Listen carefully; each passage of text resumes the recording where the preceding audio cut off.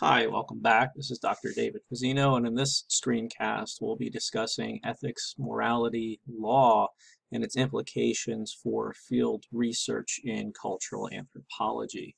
And indeed, what we will see over the course of this lecture and this section is that you have IRB and consent and informed consent and a number of legal issues which attend to this. But at the same time, consent and ethics is an ongoing process in the context of anthropological fieldwork and investigation. And so what we're going to do in this lecture today is go through very briefly the IRB city training and its implications for research.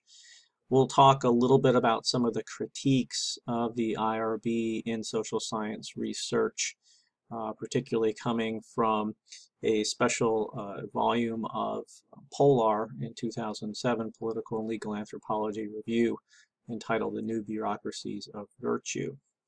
Finally, we'll conclude with a fairly extensive consideration of the American Anthropological Association's principles of professional responsibility and think about how this will be ongoing in the research endeavor.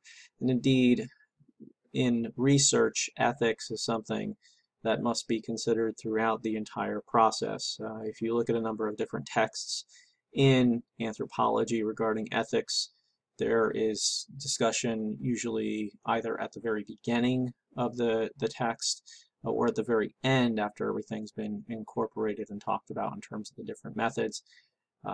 We will, in this set of screencasts as well as the class as a whole, look at ethics and along the entire continuum. So we'll introduce it here in the beginning, we'll come back to it at the end, and we will be discussing it over the course of the entire class as well.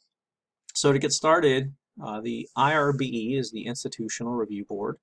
It is an administrative body established to protect the rights and welfare of human research subjects recruited to participate in research activities conducted under the auspices of the institution with which it is affiliated. It is typically comprised of faculty from a variety of different disciplines. The review is often required in federally funded institutions such as Bloomsburg University.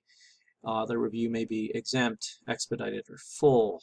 At BU, we generally, in the work with cultural anthropologists do, is either exempt or expedited, although not always, and the review window for that is about 4 to 6 weeks.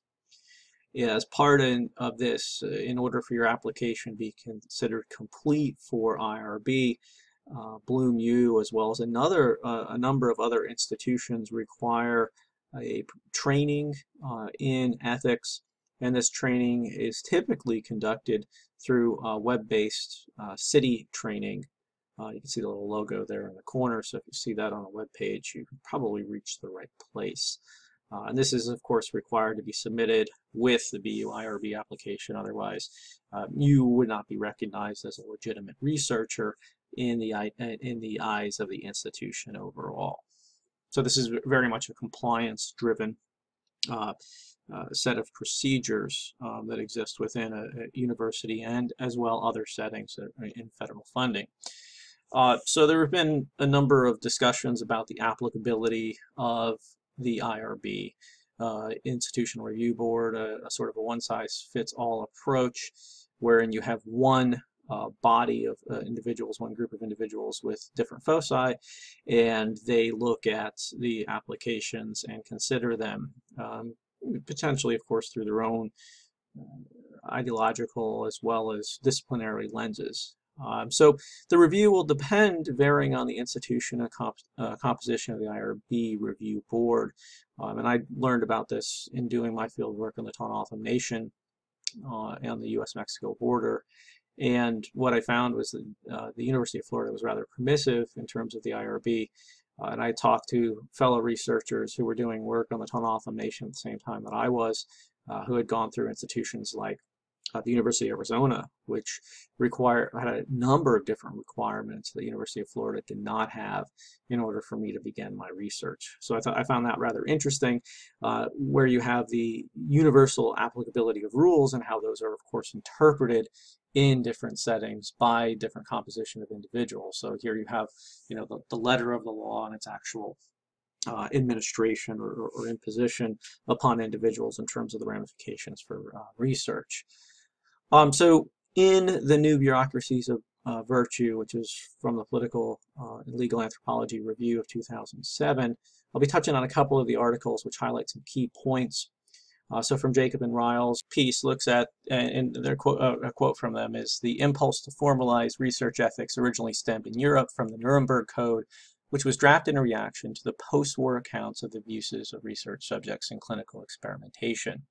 Their specific interest in this piece is in how the self-evident good comes to be bureaucratized in the institutionalization of over-enthusiastic best practice. At its inception, the Institutional Review Boards, or IRBs, bureaucracy, which institutionalizes research ethics in the United States, was lauded for evidencing best practice by document and making it a routine. In social science research, to continue here, from Jacob and Ryles as well, they know unavoidably the surprises, tragedies, and dilemmas encountered in the field oblige ethnographers to confront the internal contradictions and meagerness of social sciences' institutional definition of research ethics. It might be arrogant, if not dangerous, to assume that there are definite answers to research ethic dilemmas in fieldwork. So Swiffen is included in the same volume here and brings up an interesting point. What exactly constitutes consent if the theory and writing take place long after the field work? In other words, if you're in a medical setting, you would have to have a thorough description of the process that's going through, the potential risks and rewards, but how specifically does this manifest itself if we're not talking about a specific body and the potential implications of a procedure? Because of course this rendering or this account of this particular ethnographic moment, this encounter with individuals in the field, often gets written up later outside of those individuals and gets reflected upon. And then, of course, it's not only the individual ethnographer that does that work, but others that would come in later and subsequently write about the same subjects in their literature reviews. So IRBs consider worst-case scenarios leading to what Swiffen and others have referred to as ethics creep, wherein supposed harm in social science research review demonstrates how the medical model introduces a form for ethical action that depends on the notion of so-called good into a situation where there's never an objective, let alone empirical measure. And the subsequent creeping is the result of the ethical structure that assumes an objective good in a situation where the good is lacking. In other words, the body is missing, but the structure of the desire remains for it as an idea of reason. So how to proceed here? If we meet the minimum legal requirements, there are also a number of ethical considerations. The American Anthropological Association provides for this. They note that the ethics and morals differ in important ways. The complex issues that anthropologists confront rarely admit to the simple wrongs and rights of moral dicta. One of the prime ethical obligations of anthropologists is to carefully and deliberately weigh the consequences and ethical dimensions of the choices they make, by action or inaction. Similarly, ethical principles and political positions should not be conflated. Their foci of concern are quite distinct. Finally, ethics and law differ in important ways, and care must be taken in making these distinctions. Different processes are involved in making ethical versus legal decisions, and they are subject to different regulations. While moral, political, legal, and regulatory issues are often important to anthropological practice and the discipline, they are not specifically considered here. These principles address ethical concerns. So the Code of Ethics of the American Anthropological Association, the principles of professional responsibility. First, do no harm. Second, be open and honest regarding your work. Third, obtain informed consent and necessary permissions. We saw this complicated, of course, a little bit by Jacob and Ryle's discussion, as well as Swiffen's piece earlier in this screencast. Weigh competing ethical obligations, do collaborators and affected parties, make results accessible, protect and preserve your records, maintain respectful and ethical professional relationships. So we're going to go through each one of these in turn. First, do no harm. Each researcher must think through the possible ways that the research might cause harm. Among the most serious harms that anthropologists seek to avoid are harm to dignity and to the body bodily and material well-being, especially when research is conducted among vulnerable populations. Anthropologists should not only avoid causing direct immediate harm, but should also weigh carefully the potential consequences and inadvertent impacts of their work. When it comes with other responsibilities, this primary obligation can supersede the goal of seeking new knowledge and can lead to decisions not to undertake research or to discontinue a project. Determining harms and their avoidance in any given situation is ongoing and must be sustained throughout the course of any project. Second, be open and honest regarding your work. Anthropologists have an ethical obligation to consider the potential impact of both their research and communication or dissemination of the results of their research. Anthropologists must consider this issue prior to beginning research as well as throughout the research process. Explicit negotiation with research partners and participants about data ownership and access about dissemination of results may be necessary before deciding whether to begin research. In their capacity as researchers, anthropologists are subject to ethical principles guiding all scientific and scholarly conduct. They must not plagiarize, nor fabricate or falsify evidence, or knowingly misrepresent information or its source. However, there are situations in which evidence or information may be minimally modified, such as by the use of pseudonyms or generalized, in order to avoid identification of the source in order to protect confidentiality and limit exposure of people to risks. Third, obtain informed consent and necessary permissions. The consent process should be a part of a project design and continue throughout implementation as an ongoing dialogue and negotiation with research participants. Normally, the observation of activities and events in fully public spaces is not subject to prior consent.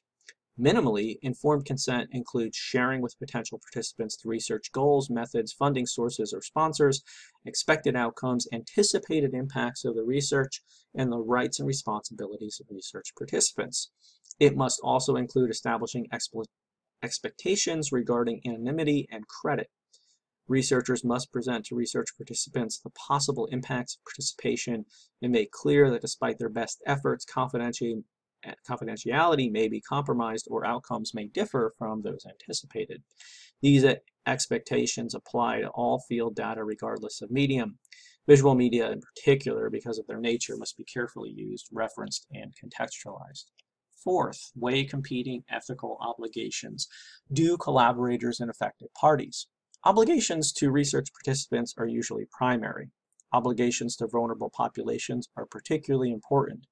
These varying relationships may create conflicting, competing, or cross-cutting ethical obligations, reflecting both the relative vulnerabilities of different individuals, communities, or populations, asymmetries of power implicit in a range of relationships, and the differing ethical frameworks of collaborators representing other disciplines or areas of practice. Anthropologists must often make difficult decisions among competing ethical obligations while recognizing their obligation to do no harm. Anthropologists must not agree to conditions which inappropriately change the purpose, focus, or intended outcomes of their research. Anthropologists remain individually responsible for making ethical decisions. Fifth, make your results accessible. In some situations, limitations on dissemination may be appropriate where such restrictions will protect participants or their cultural heritage or tangible or intangible cultural intellectual property. In some cases, dissemination may pose significant risks because once information is disseminated, even in a limited sphere, there's a great likelihood that it will become widely available. Thus, preventing dissemination may sometimes be the most ethical decision. Dissemination and sharing of research data should not be at the expense of protecting confidentiality. Proprietary, classified, or other research with limited distribution raises ethical questions which must be resolved using these ethical principles. Protect and preserve your records. Anthropologists determine record ownership relating to each project and make appropriate arrangements accordingly as a standard part of ethical practice. This may include establishing by whom and how records will be stored, preserved, or disposed of in the long term. Researchers have an ethical responsibility to take precautions that raw data and collected materials will not be used for unauthorized ends. To the extent possible at the time of data collection, the researcher is responsible for considering, communicating likely and foreseeable uses of collected data materials as part of the informed consent process. Maintain respectful and ethical professional relationships. Work to ensure that no exclusionary practices be perpetuated on the basis of any non-academic attributes. Anthropologists must not obstruct other scholarly efforts. So I hope that provided you with a nice rundown of the IRB, CITI, and the American Anthropological Association's Principles of Professional Responsibility. For further reading, see the following. Thank you.